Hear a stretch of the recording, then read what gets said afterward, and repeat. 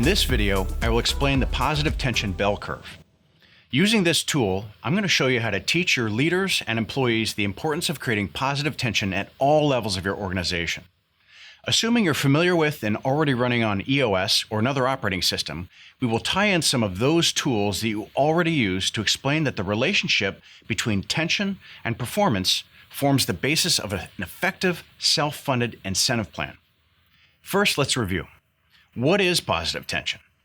Positive tension asserts that a certain level of anxiety causes people to be most productive and motivated until it doesn't. The objectives are not so overwhelmingly difficult or unachievable that no one tries, yet they're not so easy that no one cares or puts in any effort. Here's an example. Imagine being a football fan and being told to get up from the couch and just go out, try out for an NFL team. Making the team is probably never going to happen, and as a result, you're not going to actually be motivated to do that. On the other hand, if you were offered a training period with a coach, an incentive, and the chance to play on the team for a game, if you passed a test, you'd probably take a chance on it. You'd take responsibility for being better at the sport and throw yourself into the game with the pros. Far-fetched? Probably. My point is this, though. The fact that profit is typically small, hard to generate, and easy to lose creates what we call positive tension. The chances of getting the opportunity to play on the NFL field are small. The work to train would be hard, and you could blow it in front of all the fans and possibly cause your team a loss. But you'd take ownership of the rare opportunity and embrace the tension pushing you to do your best. Do your employees have that mindset of ownership over their responsibilities? Do they feel the effects of what they do each day? Ownership mindset creates positive tension that helps your employees learn and grow. When you use intentional tools to create healthy, positive tension within your organization, your numbers will move in the right direction. I guarantee it. Now let's talk about the positive tension bell curve. The curve you see on the screen is called the positive tension bell curve. I teach this curve in my book, Profit Works. But the concept itself originates from 1908 by two gentlemen named Yerkes and Dodson. They developed this law about the relationship between tension and performance. This is what you need to know when you're teaching anyone in your organization about positive tension. This concept lays the whole foundation for a successful incentive plan rollout. So it's really important to understand how to teach this to your workforce in a way that they can understand and recognize.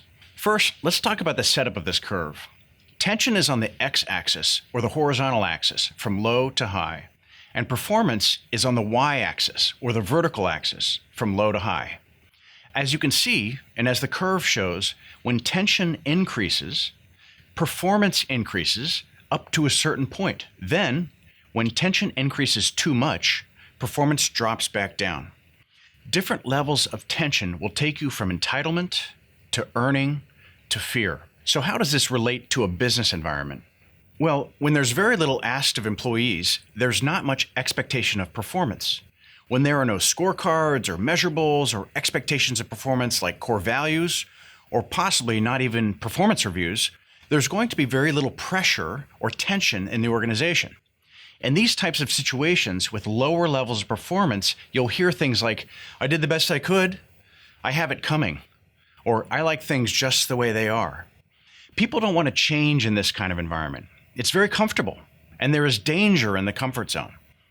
This environment becomes very stagnant and very status quo, and the mentality that develops in the employees in this environment is an entitlement mindset, which is obviously a horrible mindset anywhere. An entitlement mentality is when people feel like they're deserving of something automatically.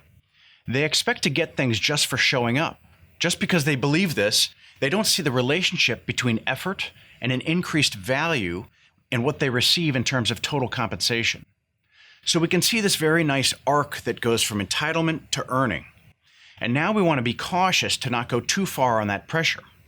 You in leadership have the ability to do this very well. To keep this right amount of pressure regulated and effective as a great leader and a manager, you need to be careful to not go too far with the tension tools. See what happens over here. We get into a place where people are fearful, and we don't want people being fearful in the organization. When people are fearful, you'll hear things like, "We can never let up," "There's too much pressure," "Watch out," "Make me safe." These people are not worried about doing a great job. They're worried about not getting yelled at or getting fired. So we don't want too much pressure in the organization, but we want enough pressure. And this is where it becomes an art form, really. Exactly how much pressure creates that higher level of performance? That's the art. It's possible that you may have people in your workforce that are on all levels of this curve. However, the goal is to get everybody to the peak of the curve. The earning is on the peak of the curve. And how do you do that? Why should we do that? This is why. We have to create the potential for failure because we found that motivation is highest when the probability of success is just 50%. You could even argue 60% or 40%, but the bottom line is this. It's a probability of success that there's a potential for failure. When people know that there's a potential to experience failure, they will try harder to win and to make things happen. So then you, as a leader, are providing the tools and training to help them. When you provide tension tools, you're helping your employees have an earning mentality. We've just covered a lot here, so I want you to take a moment to review briefly and then make sure you have a moment to write down a few simple notes. I want to make sure this is helpful for you. For review, when introducing the positive tension bell curve, set the context with the different axes, and then talk about the movement of tension and performance on the bell curve itself. Then you work your way through explaining entitlement and its relationship to earning, and then fear and its relationship to earning, and then back to earning. You might even ask your team questions about what they think entitlement is. What does it look like in action? So they really see what you're saying. I really think this will be a profitable lesson and a helpful tool. Let's keep going. I want to unpack even further the idea of positive tension. What does that really mean? Think of a rubber band. You and your leadership team want to stretch your employees to grow and reach for something more than mediocrity. Believe it or not, most people want this. If tension is too high, though, much like a rubber band, they'll snap. You've got to develop a healthy amount of tension that pulls the rubber band tight without snapping it. When stress becomes too high, performance decreases. That said, a moderate amount of tension creates the most buy-in and effort from your employees and team, and therefore the most productivity. This positive tension can increase opportunities for all of your employees. It will offer career advancement, opportunities to learn new skills, and even lead to increased compensation. If you're focused on profit, your entire workforce can benefit from understanding this tension. It can create an incredible culture of winning where everyone is focused on generating more profit. And that's a win in my book. You're probably thinking, Alex, that's great, but I can't implement this in my company. You can. And I'm going to show you how with some easy and effective tools. Creating tension in your culture is simply a blend of art and science. The art is which tools you decide to use and to teach in your new culture and how you choose to implement the tools. These tools are expectations or higher expectations of performance designed to increase pressure on people. Some examples of tension tools you probably use are scorecards, level 10 meetings, to-do lists, issues lists, core values, rocks. The science is a transparent and simple formula to design an incentive plan. Some examples of incentive plan formulas that I recommend are the profit-based design, a profit pail design, or a top-line trigger design.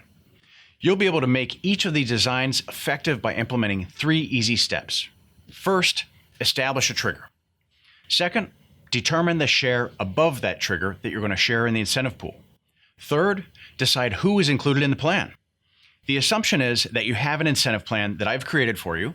If you have not created an incentive plan, click the link below this video to learn more. I want to add that when we're talking about an incentive plan, obviously we want to create a direct, strong relationship between effort and increased value. Now, if you're running on EOS as an operating system, undoubtedly you've already rolled out and are using and implementing what we call tension tools. Before we move on to the next lesson, I want to make sure I cover mindset. Research shows that the mindset of a person experiencing failure is the most important indicator of how they will respond to anxiety, tension, or pressure. People who fail repeatedly tend to develop strength and persistence in the face of challenges. They also tend to develop habits around failure that equips them with a mindset of toughness and resilience toward anxiety. By these facts, you can see that mindset is a very important factor for the success of employees. In his book, Why Employees Are Always a Bad Idea, Chuck Blakeman differentiates between employees and stakeholders. Business coach Steve Chandler talks about the owner versus victim mindset in his book, Reinventing Yourself. And in her book, Mindset, Carol Dweck talks about the difference between a fixed mindset and a growth mindset. What these theories have in common is the concept that a person's mindset is a choice and can therefore be taught. Teaching mindset will be one of your most effective tools for creating an earning culture.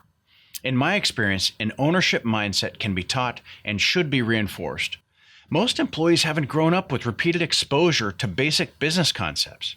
So as a leader in your organization, it's your responsibility to teach them to operate with this powerful earning mindset of ownership.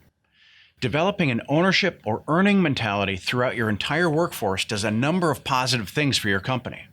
For example, people who have an earning mindset think like an owner, which means they will always be looking for ways to improve operational efficiencies and reduce waste. When they think like an owner, they tend to care deeply about the company, and so they live and breathe the core values. People who have developed an earning mentality aren't afraid of entering the danger and having tough conversations with their peers and their direct reports. These are all obvious wins, and as a reminder about the importance of being open, an earning mindset can be strengthened when your leadership team is transparent. You'll send a message of respect and you build trust, which, as I mentioned earlier, is at the core of a healthy culture. Your team needs to see the big picture, not only of your intentions, but also what's in it for them if they follow you down this path, i.e., culture changes and incentive plan. In the next video, we're going to learn how to use the income statement as a tool to help you illustrate the difference between sales, costs, and profit. I'll see you in the next video.